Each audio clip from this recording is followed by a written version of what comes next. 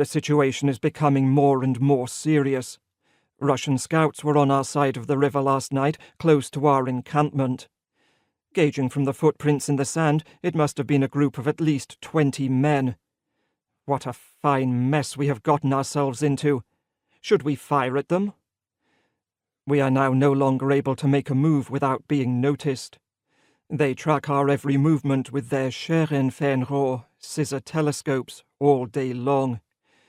We have to sneak like Indians to the riverbank in order to accomplish our task.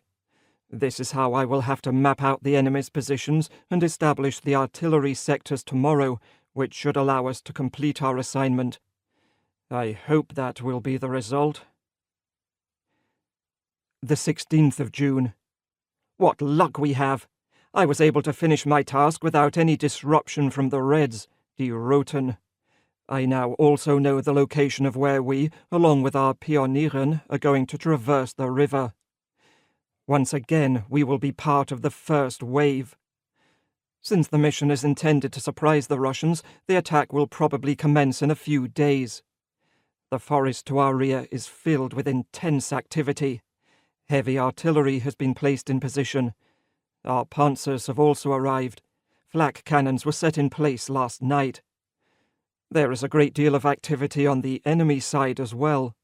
The Reds have strengthened their positions, and given the noise from the opposing forest, they appear to have rolled their tanks into position. I am extremely tired tonight, and it is still unbearably hot. The 17th of June. It is raining, which is a blessing for the local farmers, but bad news for us.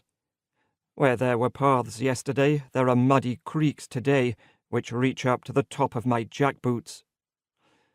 Our commander, General Willy Moser, arrives at noon. He brings bad news, declaring that we have to stay put for a few more days. The weather clears up in the evening, and a stroll down to the bridgehead on the Boog wonderfully relaxes my nerves, which have suffered greatly under the tension of the past few days. I now know the day of the attack. It will unfold on June 21st and stretch across an expansive front.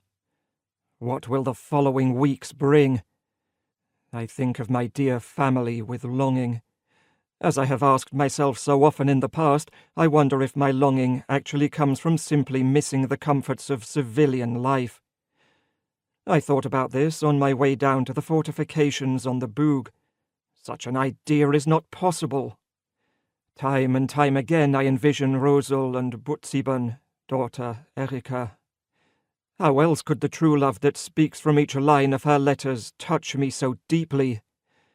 These two people are the most precious things that life could have taken away from me. My thoughts are with father and mother, these two kind beings. The love between us is great. With gratitude I think of all the good things they have done for Rosel and me. God willing, I will get through the coming weeks, for their sake.